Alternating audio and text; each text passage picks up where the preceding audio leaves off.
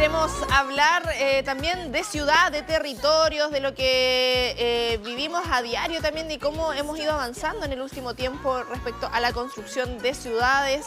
Y para hacer estos análisis y ver también lo que significan las cuencas hidrográficas acá en nuestra zona, cómo hemos ido avanzando, retrocediendo en esos temas, nos acompaña María Dolores Muñoz, investigadora del Centro EULA y docente de la Facultad de Arquitectura, Urbanismo y Geografía de la Universidad de Concepción. Profe, ¿cómo está tanto tiempo? Hola Connie, muy bien, encantada de estar aquí de nuevo conversando cosas interesantes. Sí, harto que ir desmenuzando estas temáticas y acompañada de Viria Jaque Castillo, doctora en Ciencias Ambientales y la vicedecana de la FAUC también acá en la Universidad de Concepción. Un gusto que nos acompañe.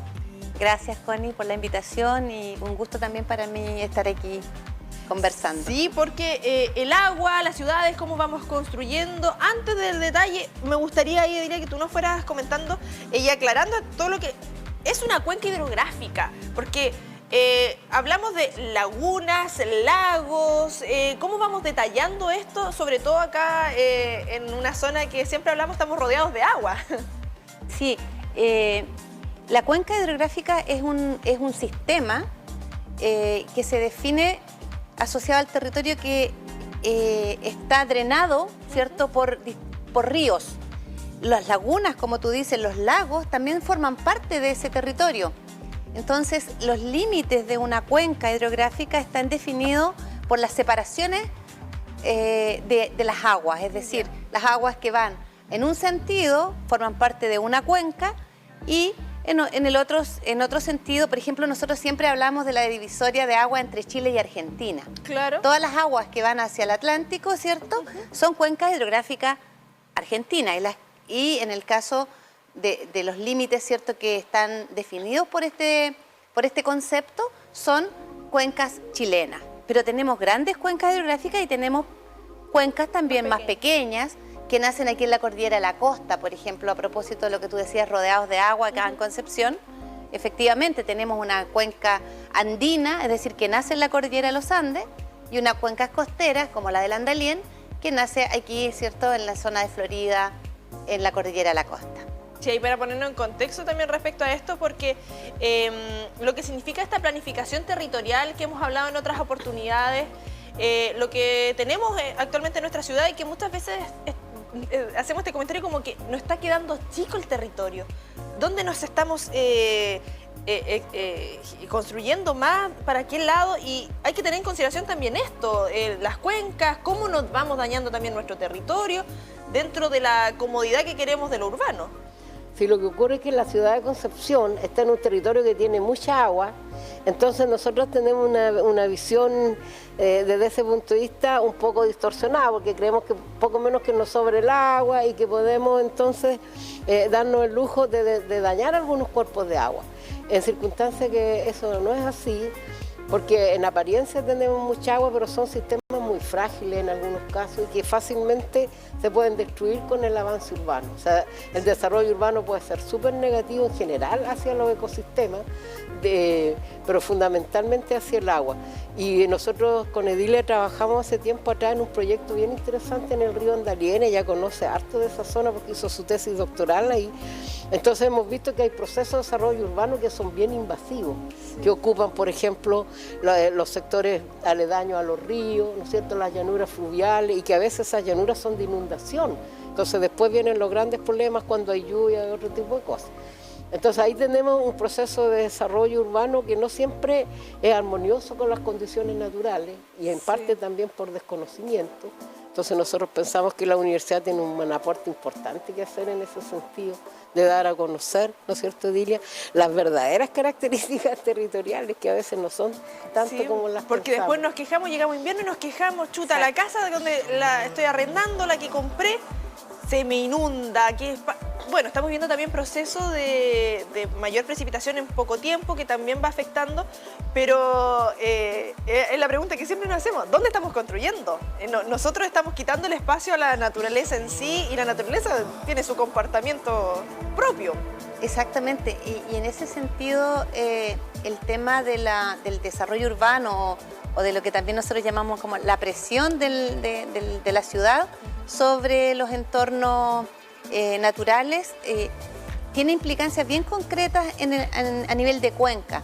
Porque claro, tenemos la gran cuenca, pero este sistema se replica a niveles de menor escala, como son las microcuencas o las subcuencas. Por ejemplo... ¿Qué vendrían siendo las micro y las subcuencas? Una subcuenca es una cuenca que aporta a un río que es más grande, ¿cierto? Por ejemplo, la cuenca del Nonguén. La subcuenca del estero Nonguén es una subcuenca que forma parte de la cuenca del Andalién. Ah, claro. Entonces, al crecer en ese sentido, por ejemplo, donde se está desarrollando el crecimiento urbano, se tiende a... Esto es el Andalién, ¿cierto lo que estamos viendo? Esto es el Andalién, sí. Al crecer en este sentido, lo que se hace es, por ejemplo, generar un cambio en los procesos naturales de la cuenca hidrográfica, como es, por ejemplo, la infiltración. Si yo genero ciudad, construyo ciudad, estoy disminuyendo el proceso de infiltración del agua de las lluvias. Por eso el agua escurre por las calles e inunda nuestras viviendas. Entonces, se altera la infiltración, se altera también, ¿cierto?, la capacidad de los cauces de llevar todo el caudal de crecimiento cuando estamos construyendo o rellenando los bordes de las llanuras, como se ve en la imagen, ¿cierto?, en el caso del curso inferior del Andalién. Entonces, si nosotros comparamos una imagen de crecimiento urbano con proyectos en las zonas de inundación y lo comparamos con la inundación del 2006, por ejemplo, claramente toda esa zona es una zona que no solo que se puede inundar, sino que se ha inundado. Fue 2005-2006, la del 2006 fue más grande, exactamente. Pero claro, teníamos el antecedente un año anterior que era como, pasa de esto, exactamente, claro. Ahí para complementar respecto, porque esto se sabe. Sí. Y esto es lo que siempre digo, porque sí que uno acá como ciudadano común y corriente no lo sepa, es un tema aparte y también es el trabajo que estamos haciendo con esto, para que la gente lo pueda ir comprendiendo de una manera mucho más amigable. Pero al momento de construir esto se sabe en cierta medida. Están las académicas en su caso acá como ustedes, que hacen estas investigaciones. ¿Cómo podemos hacer que todo esto se mezcle? Porque uno entiende que el desarrollo urbano tiene que ir en su curso y avanzando, la ciudad va creciendo, sabemos que la ciudad del campo a la ciudad, esto ha ido aumentando en el último tiempo, pero ¿cómo hacemos que esto pueda calzar de una manera respetuosa con el medio ambiente y también considerando lo perjudicial que es para nosotros mismos? Porque al final estamos construyendo en un lado lindo, ya bonito, pero estamos teniendo problemas nosotros que a la larga genera otras complicaciones, más gasto, más inversión y esta vuelta larga que hemos hablado en otras oportunidades respecto a otros temas que acá terminamos como siempre con la misma base. Sí, lo que ocurre es que el desarrollo urbano tiene una dinámica que es muy fuerte y poderosa y muchas veces también hay presiones fuertes, incluso de la propia sociedad. Presiones porque, bueno, se necesitan viviendas, hay un crecimiento demográfico, la población urbana va creciendo, cada vez hay mayor tendencia a vivir en las ciudades, en todo el mundo, incluso continentes que son bien rurales como África ya están viviendo también mucho en condiciones urbanas. Entonces el desarrollo urbano es una realidad. Claro. Y claro que es difícil compatibilizar, ¿no es cierto?, el desarrollo urbano, las necesidades sociales con las estructuras naturales, pero se puede hacer y se ha ido avanzando en eso. Ejemplos bien importantes, por ejemplo, del avance son las leyes de humedales urbanos, que antes no eran zonas protegidas, porque también hay que tener en cuenta que nosotros somos un país bien legalista, o sea, hacemos lo que está en las normas y muchas veces cosas que son positivas y se pueden hacer si no está en la norma, la odiamos. ¿Qué sentido común a veces? Entonces, claro, pero nosotros si está en la norma, eso facilita las cosas y ha ido avanzando en ese sentido la planificación urbana, pero todavía hay cosas importantes que incorporar. Y yo tengo la esperanza de que cada vez vamos a ser más sensibles a estas condiciones, porque además ahora hay medios técnicos para avanzar con mayores densidades, en forma mucho más amigable con el ecosistema. Sí, porque acá una cosa es cómo nos afecta a nosotros, pero cómo afectamos el ecosistema, porque en estas cuencas no solamente agua, biodiversidad completa. Exacto, sí, eso conversábamos ayer en una charla que dimos en el marco de un programa de posgrado de la facultad, en cómo instalar, porque existen herramientas, existen por ejemplo los planos reguladores que contienen un estudio fundado de riesgo para todas las áreas urbanas de las comunas que tienen plan regulador. Claro. Pero no es suficiente. Y no están actualizados tampoco. Y no están actualizados. Y no es suficiente tampoco, porque lo que hace ese estudio de riesgo es definir dónde puede construir alguien, y si hay un riesgo, la municipalidad le dice tiene que hacer algo para mitigar ese riesgo. Y hay riesgos que no son mitigables. Sí. O lo hace la persona que construye en ese metro cuadrado, pero eso no... El ecosistema es mucho mayor. Pero el paréntesis, el riesgo para la construcción, no el riesgo el impacto que genera la naturaleza también. No, es el riesgo para el desarrollo residencial. Claro, para las personas, pero no para la naturaleza. Sí. Pero entonces lo que pasa es que, por un lado, como tú bien dices, ¿cierto? No están actualizados, pero por otro lado, tienen rangos de tiempo de 20, 30 años los planos reguladores. Entonces, lo que nosotros decíamos ayer, que existe la posibilidad de generar una plataforma de generación de estudios de riesgo que sean sistemáticos, porque lo que hoy día, por ejemplo, tiene un riesgo de inundación o un riesgo de incendio, el próximo año cambian muchos de los factores que detonan esos procesos, y factores como la cobertura de suelo, las precipitaciones, etcétera. Entonces necesitamos un modelo más dinámico, basado en una plataforma, usando inteligencia artificial, etcétera, que pueda permitir generar mapas de riesgo, ¿cierto? Actualizados de acuerdo a cómo se manejen los distintos variables, ¿cierto? Tanto naturales como antrópicas, que puedan detonar esos fenómenos. Claro. Respecto a lo que señalaba anteriormente María Dolores sobre esta investigación del río Andalién que tú realizaste, que claro, ese desconocimiento, insisto, desde la ciudadanía, y que muchas veces no tiene por qué saberlo, lo que nos deja esos resultados respecto a cómo ha ido avanzando también la construcción en esos sectores. Sí, mira, efectivamente yo estudié el Andalién hace hartos años, hace muchísimos años, pero más allá de eso, hay dos cosas importantes. La comunidad sí tiene que empezar a saberlo. Yo pienso que la educación es una de las herramientas más potentes para vivir en estos contextos. Ya nosotros estamos habitando un contexto extremo, un contexto de cambio climático, un contexto, ¿cierto?, de crecimiento de las ciudades, y por lo tanto yo creo que hay que fortalecer por un lado la educación, y eso ha sido muy difícil en los últimos años, desde que la geografía, por ejemplo, salió del currículum escolar. No se enseña geografía en el colegio. Entonces, si no se enseña geografía, cada vez sabemos menos de estas interrelaciones, ¿cierto? ¿Dónde estamos parados? ¿Dónde estamos? ¿Y por qué hoy día me inundé? No sabía que estaba en una ladera, y que en la parte alta de la ladera habían talado las plantaciones, por ejemplo. Entonces, a eso yo llamo, ¿cierto?, a que hay una responsabilidad pública, ¿cierto?, del Estado, y también hay una responsabilidad nuestra como académicos de traducir nuestras investigaciones, llevándolas a la comunidad. Y en eso ha sido súper interesante cómo la universidad ha ido también tomando estos proyectos que son de ciencia pública, que se llaman, ¿cierto?, donde estamos más, nos relacionamos más con las comunidades, conversamos con las personas, tomamos sus aprendizajes y llevamos también los nuestros, y las personas hoy día están aprendiendo a habitar esos espacios en los niveles de deterioro que tengan, o protegiendo lo que se puede todavía proteger.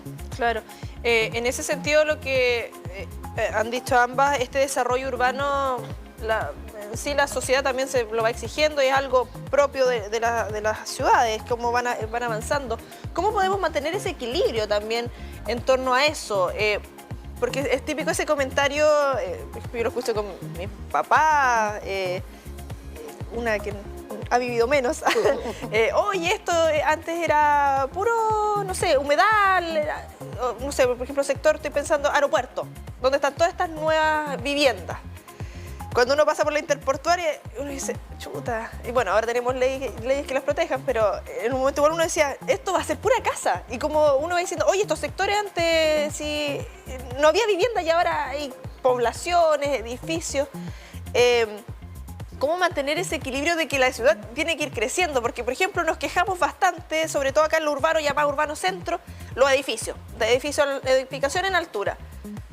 chuta, si la gente se está viniendo, y sobre todo Concepción, una ciudad universitaria que en los meses marzo, diciembre se concentra la mayor población, ese equilibrio entre avancemos, pero cuidando lo que, bueno, es la única casa que tenemos prácticamente, el planeta, y algo que siempre señalamos, que lo que construyamos en Concepción va a afectar a Hualpén, a Chihuayante, no es una cosa que sea nosotras nuestras... las diferencias que ponemos son políticas, pero la naturaleza funciona en lo macro. Sí, ahí tocaba varias cosas que son interesantes. Una son los límites de las ciudades, ¿no es cierto? Que son límites artificiales, que se fijan en un dibujo y son finalmente una línea imaginaria, porque el límite urbano es una línea imaginaria. Pero los ecosistemas también tienen sus límites, entonces de lo que se trata de hacer coincidir estos dos límites, que de hecho las cuencas hidrográficas en muchos lugares son el territorio de la planificación por excelencia, ¿no es cierto? Porque quedan los ecosistemas contenidos dentro de una estructura integral. En cambio nosotros tenemos nuestros límites comunales que los vamos cambiando, que son líneas imaginarias, líneas rectas. Entonces ocurre que puede haber un lado de una calle que pertenece a una comuna y la vereda del frente a otra. Eso pasa aquí en varias partes. No, en Santiago no pasa de una calle a otra. Entonces ahí hay una falta de conciencia al momento de delimitar los polígonos, ¿no es cierto?, que van a ser sujetos de desarrollo urbano, y relacionarlos con las estructuras naturales, y eso se puede hacer y en otros lugares existe. Entonces esa es la primera cuestión, ¿no es cierto?, reconocer dónde están las estructuras naturales y que la ciudad se adapte a esas estructuras naturales, claro. No al revés, esa es la primera cuestión. Lo otro que también es interesante es tener en cuenta cómo funcionan estos ecosistemas, las dinámicas que tienen. Porque mire, Edilia decía antes, claro, un incendio nunca va a ser igual si cambia la velocidad del viento. Hay muchos parámetros que se pueden tener en consideración. Y la planificación tiene que ir adaptándose a esos reconocimientos. Pero hay lugares en el mundo donde hay ciudades que tienen mucha mayor cantidad de habitantes que nosotros, tienen densidades poblacionales mayores y sin embargo son mucho más amables con el medio ambiente. Entonces hay que definir bien las densidades, porque nosotros pasamos de tener amplios territorios con viviendas de un piso, que son densidades súper bajas, sí, a otras tremendas torres que también van afectando la calidad de vida. Lo que pasa, aquí no es tan grave, pero en Santiago hay tremendos problemas con los guetos verticales, hay comunas que han tenido desarrollo inmobiliarios bien nefastos, genera todo tipo de dificultades, incluso de convivencia. Entonces, cada ciudad tiene que buscar su equilibrio, pero en este momento hay herramientas, hay conocimiento, hay tecnología y se puede hacer, pero también hay que tener voluntad política y la comunidad tiene que exigir también mejores condiciones en la calidad de vida. Yo acá le hago la pregunta a ambas. Primero le doy la palabra a Edilia. ¿Hacia dónde deberíamos crecer en estos momentos teniendo en consideración eso? Compleja pregunta, no sé, por eso se la dejo a ambas, porque pueden tener ahí distintas opiniones. Pensando en lo macro, como señalamos como gran Concepción, porque, por ejemplo, San Pedro, que es como un dormitorio, como se dice, y la gran mayoría busca la vivienda, la tranquilidad, alejarse del ruido urbano del centro de Concepción, por ejemplo, pero ¿dónde tenemos espacio para explayarnos?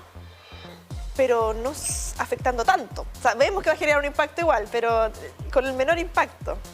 Es una tremenda pregunta, Constanza, porque cuando hace más de 20 años yo hice ese estudio en el Andalién, que era en toda la cuenca, trabajamos un concepto que se llamaba capacidad de acogida. Claro. Es decir, definir dónde el territorio hoy día puede acoger ciertos tipos de actividades humanas, ya sea residencial, productiva, etcétera. Es un trabajo bastante complejo que requiere además actualización, porque lo que delimitábamos en esos tiempos, ¿cierto?, hoy día pasó por encima. O sea, nadie consideró, nadie tomó en cuenta estos aportes que, a decir verdad, fueron también en ese momento cofinanciados por los municipios que forman parte de la cuenca del Andalién. Pero lo cofinanciaron, lo aplaudieron, pero las decisiones siempre son manejadas, como bien decía María Dolores, de una manera que va mucho más rápido, que tiene intereses económicos mucho más potentes, y por lo tanto terminamos con una realidad, una ciudad que está por un lado fragmentada, pero también por otro lado muy deteriorada en sus entornos. Entonces, efectivamente, cuando uno miraba las zonas entre Penco y Concepción, por ejemplo, estas plataformas terciarias que tenemos en esta zona, que son lomajes, es decir, no son laderas tan pronunciadas, por lo tanto, es más posible que sean más estables desde el punto de vista de las remociones en masa, etcétera. Tenían un potencial, pero no hay una mirada global, integrada, que hubiese pensado en esa zona de una manera más estratégica, y hoy día vemos que Penco creció hacia esas plataformas con poblaciones de carácter social, sin una planificación adecuada, y por lo tanto igual hay un deterioro del contexto natural, y también hay fenómenos de riesgo ahí en esa zona. Entonces es una pregunta que yo no la puedo contestar en este momento así tan claramente, pero sí es muy necesaria hacerse esa pregunta y responder basado en un análisis más completo desde las distintas maneras de mirar la ciudad. Es que ese es el tema, porque aquí quería llegar con esto, porque pienso, por ejemplo, sector Collao. Lo que ha significado en este último tiempo, bueno, y todo lo que se está haciendo en ampliar por el parque automotriz, pero si uno empieza a caminar ahí entre los barrios, los edificios que hay entre medio de las casas, que uno como que no se imagina eso, o lo veíamos tan lejano, y cada vez dentro de barrios que son mucho más residenciales, que es como otra la dinámica también que se vive en los barrios, ya se están viendo estas construcciones, estas mega construcciones, edificios de muchos pisos, o bloques estos de 5 pisos, que aumentan la densidad poblacional, generando otros problemas, como tiene que ver con los atochamientos vehiculares y todo lo que significa en ese sentido. Sí, yo creo que Concepción tiene posibilidades de desarrollo si es que se decide tomar lo que se llaman los procesos de renovación urbana, que no se trata de incorporar nuevos territorios que antes no habían sido edificados, sino aprovechar lo que ya está, que tiene, por ejemplo, redes de alcantarillado, tiene redes de energía, tiene redes viales. Entonces, Concepción tiene bastantes sectores que tiene densidades muy bajas y que están en muy buenas condiciones de todas estas estructuras urbanas que igual son necesarias. En el buen sentido lo digo acá, se puede explotar. Se puede densificar. Ya, para que suene más bonito. Esa es la palabra. Entonces, y para densificar hay de varias formas. Se puede densificar en altura, ¿no es cierto? Claro. Pero midiendo una altura que sean adecuadas, no necesariamente tendría que ser a lo mejor de 20 pisos. Las moles. Pero mira, hay ciudades hermosas. El mismo París, por ejemplo, ¿no es cierto?, que tiene, o Madrid, que yo conozco bastante, ciudades que tienen de promedio 6 pisos de altura por toda la ciudad y son súper buenas en términos de densidades. Y acá nosotros tenemos muchos espacios urbanos que están mal ocupados, tenemos un montón de sitios eriazos. Entonces los terremotos van dejando a veces terrenos sin ocupar y quedan de estacionamiento o de cualquier uso. Claro. Entonces yo creo que habría que hacer un buen catastro de todas las áreas urbanas, de todos los sectores que ya están urbanizados y que están en condiciones de tener un proceso de regeneración urbana. Ahora, eso es complicado. Los procesos de regeneración urbana tienen que tener incentivos para que los dueños de los sitios estén dispuestos, digamos, a sumarse a estos procedimientos, pero en algunos lados del mundo que se han mejorado las condiciones urbanas se ha hecho de esa manera. Entonces, aquí se ha intentado, pero no ha resultado muy bien, pero creo que ese es un camino que hay que tomarlo con más fuerza. Sí, respecto también a cómo nos comportamos como sociedad, porque muchas veces quizás imitamos ciertas conductas de otros países, otras ciudades, pero la realidad es distinta. Nosotros lo hemos hablado en otra oportunidad. Por ejemplo, una comuna costera tiene otro ritmo de vida que una comuna que está más dentro del centro. Y esa diversidad es hermosa también, si no tenemos que homogeneizar todas las ciudades o todos los barrios. La diversidad es un valor cultural, es un valor también de la naturaleza, ¿no es cierto? Cuando se habla de biodiversidad, pero también diversidad cultural, diversidad urbana, es interesante que tenga distintos barrios. Nosotros una vez hablamos de las calles, cómo van cambiando a medida que uno las recorre, y eso es valioso. No tenemos que uniformar la ciudad, pero sí aprovechar al máximo los lugares que ya están intervenidos, para no seguir ampliando las superficies naturales que vamos ocupando. Y se puede, tema de voluntad, están también los estudios.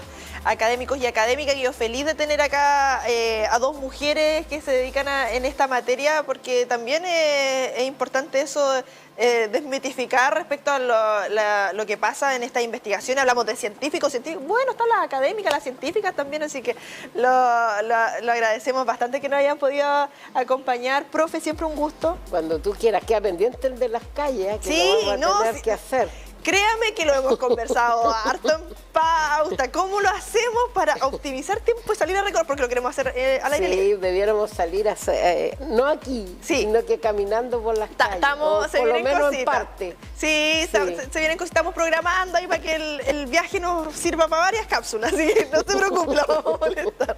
Emilia, un gusto también que nos hayas podido acompañar. Gracias, Fanny.